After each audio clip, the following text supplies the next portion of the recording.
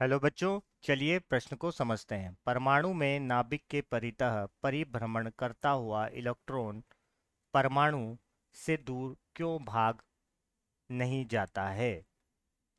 तो सर्वप्रथम हम यहाँ पर देखेंगे मुख्य अवधारणा।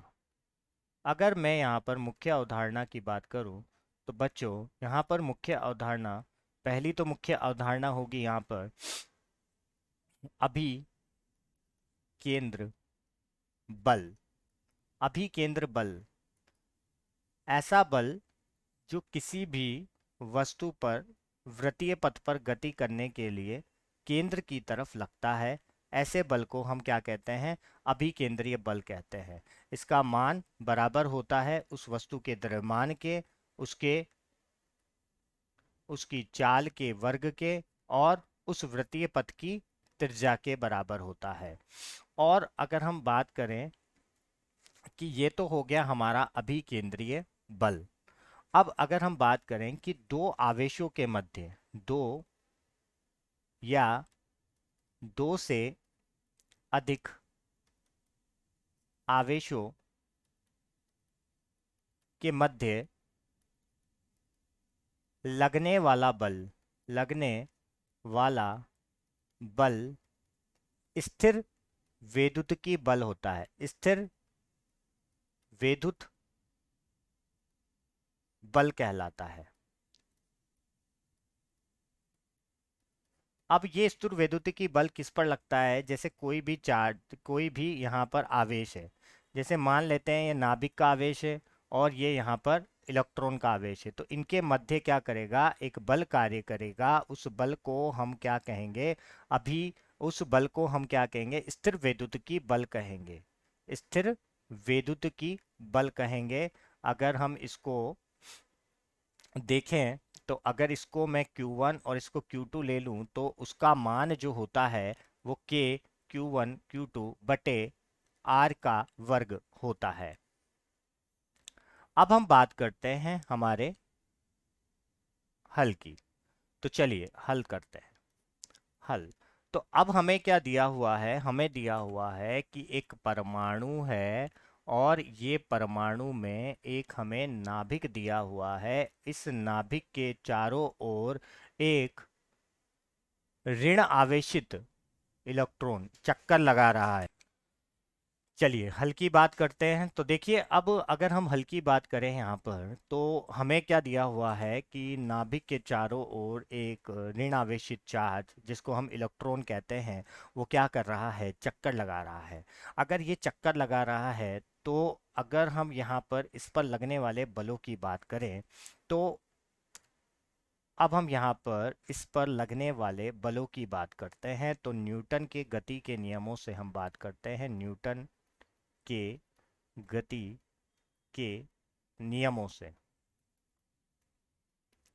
तो अगर हम यहाँ पर बात करें तो एक बल तो यहाँ पर जो कार्य कर रहा है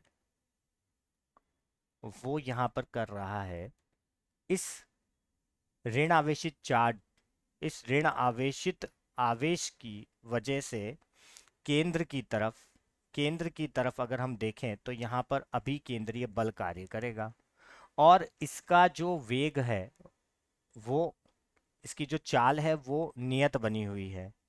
तो अगर हम बात करें तो अगर कोई भी पिंड है उस पर लगने वाला बल और उसकी चाल, अगर इन दोनों को अगर हम लंबवत कर दें तो इस पिंड का जो पथ हो जाएगा वो क्या हो जाता है? वक्रीय हो जाता है। वो क्या हो जाता है? वक्रीय पथ हो जाता है। तो यहाँ पर भी क्या हो रहा है? बल तो लग रहा है कहाँ पर? केंद्र की तरफ।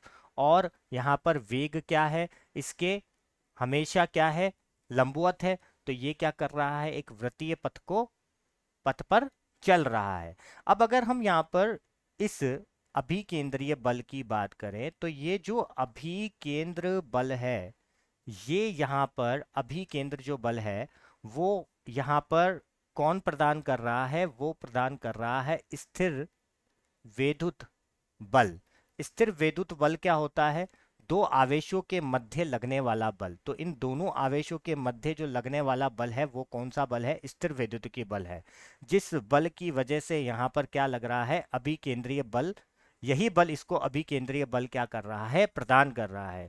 और अगर हम बात करें कि यहाँ पर एक छदम बल भी कार्य करेगा, जिसको हम कहते हैं अपकेंद्र बल।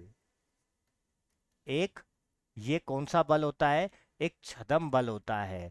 अगर अभिकेंद्रीय बल कार्य कर रहा है तो उसकी विपरीत दिशा में अपकेंद्रीय बल यहाँ पर कार्य करेगा, जो कि एक छदम बल है। और इन दोनों की दिशा तो क्या रहेगी?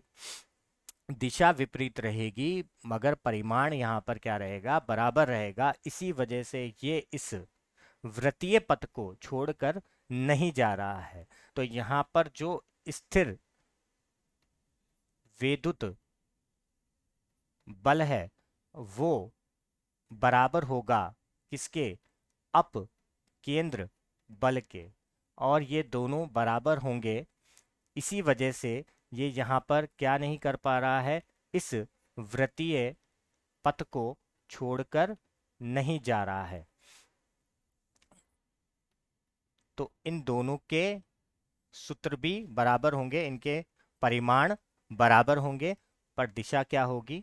एक दूसरे के विपरीत होगी। तो हमारे इस प्रश्न का उपयुक्त उत्तर होगा कि स्थिर वैद्युतिकी बल जो कि यहाँ पर अभिकेंद्रीय बल है वो अपकेंद्रीय बल के क्या हो रहा है? बराबर हो रहा है, जिस वजह से ये इस वृत्तीय पथ को छोड़कर नहीं जा रहा है। मैं आशा करता हूँ आपको समझ आया होगा। धन्यवाद।